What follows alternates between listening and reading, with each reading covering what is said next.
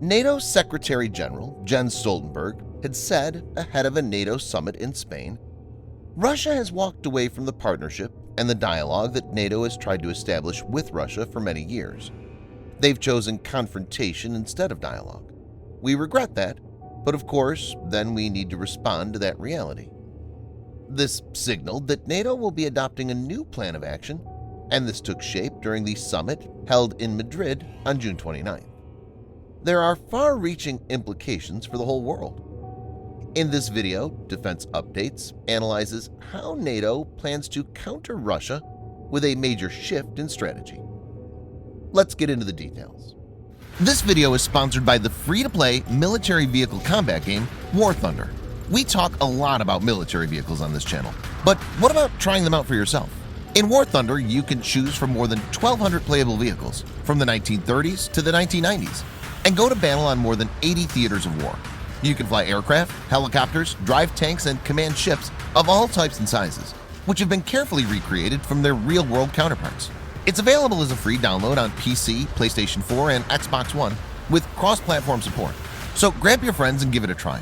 All viewers of Defense Updates that register using the link in the description below will also get a free premium tank, aircraft, or ship and 3 days of premium account time as a bonus.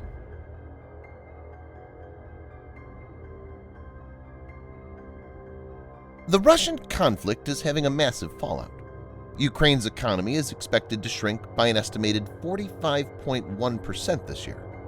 There's an issue with the world's food security, since Ukraine, which is one of the main world exporters of grains, as well as vegetable oils, is unable to export its products. There are also many concerns with the world's energy security, with countries like Germany potentially facing a massive crisis. Russia's invasion has sparked a major geopolitical shift in the West. This has even made once neutral countries, Finland and Sweden, apply to join NATO, and Ukraine to secure the status of candidate to join the European Union.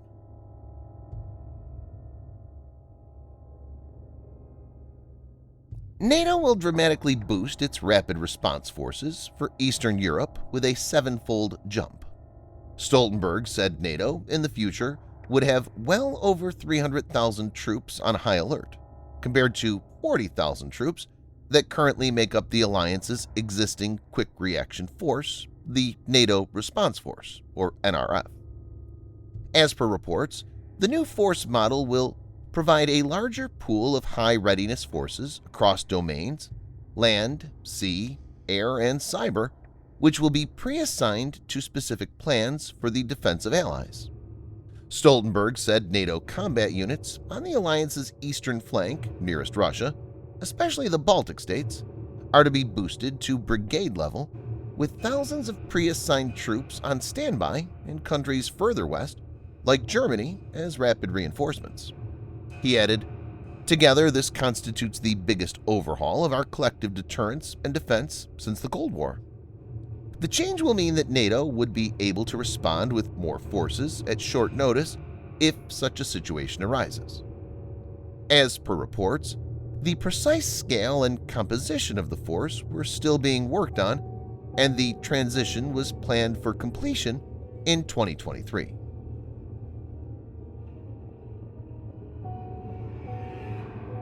The desire is for NATO to have sufficient forces on the ground to defeat any attempt at an invasion.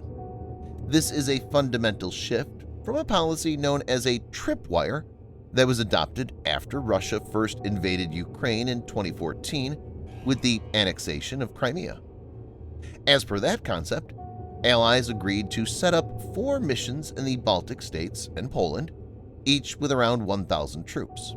If Russia chose to invade, these battle groups would not be able to stop the attack, but would trigger a tripwire. Once this tripwire was breached, reinforcements would be rushed in. But there are 2 issues with the tripwire policy. 1, it will be hard to dislodge Russian forces from occupied territories since they'll dig in, and 2, Russian forces have conducted human rights violations in areas they've occupied. So there's a need to deny any Russian force from having the ability to take any ground from day one of an attack.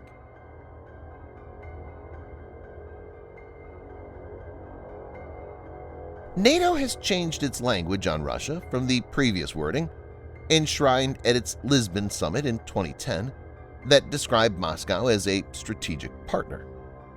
In Madrid, NATO has declared Russia the most significant and direct threat to its members' peace and security. The declaration underscores how greatly Russia's invasion of Ukraine has upended Europe's post-Cold War security order. NATO Secretary-General Jens Stoltenberg acknowledged the enormous challenges, saying the alliance is in the midst of the most serious security crisis we have faced since the Second World War. U.S. President Joe Biden, whose country provides most of NATO's military power, vowed the summit would send an unmistakable message that NATO is strong and united. He stated, "We're stepping up. We're proving that NATO is more needed now than it's ever been." He announced a major boost in America's military presence in Europe, including a permanent U.S. base in Poland, 2 more Navy destroyers based in Rota, Spain, and 2 more F-35 squadrons to the UK.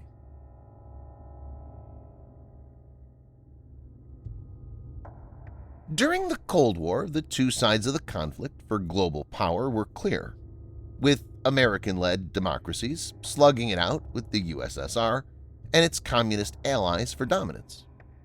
The Cold War lasted roughly 45 years, from the end of World War II to the Soviet collapse in 1991. The era was defined by an intense political, economic, and military rivalry between the US and the USSR. Though the world's 2 dominant powers never came into direct conflict, there were indirect confrontations in Korea and Vietnam. The specter of nuclear war loomed over the entire period, almost reaching the tipping point with the Cuban Missile Crisis in 1962. The 30 years since the fall of the Soviet Union, although far from peaceful, were less starkly divided, with major world powers competing largely over economic and cultural influence, while also finding room for cooperation when their interests aligned. But it's about to change for worse, and NATO will have a major role to play, and it's evident that it's gearing up for a new reality. Thanks for watching. Subscribe for more videos like this.